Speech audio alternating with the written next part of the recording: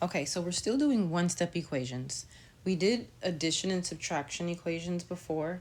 Now we're doing multiplication and division equations. So when you have an equation that is multiplication, to solve it, you do the opposite, which is you're going to divide on both sides. And multiplication equations only look one way in algebra. So I'm going to give you a whole number and I'm going to give you a fraction. So if you have 3x equals 24, this means 3 times x. This is multiplication. So to undo this multiplication and get the x by itself, you have to divide by whatever's attached to your x. It's called the coefficient. And so the thing that's attached to our x is the 3.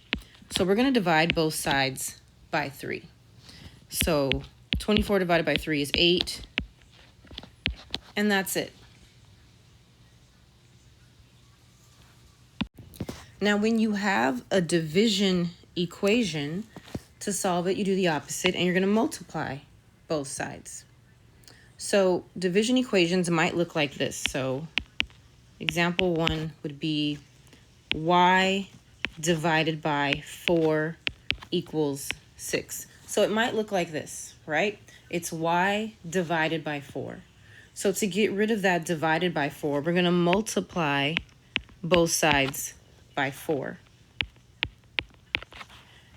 So these cancel each other out. So we get y equals 24.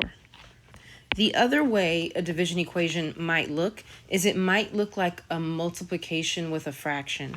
So for example, if I had 1/3 x equals 7, okay? So it's 1/3 times x. So it's like, wait, this is a multiplication problem. I should be dividing.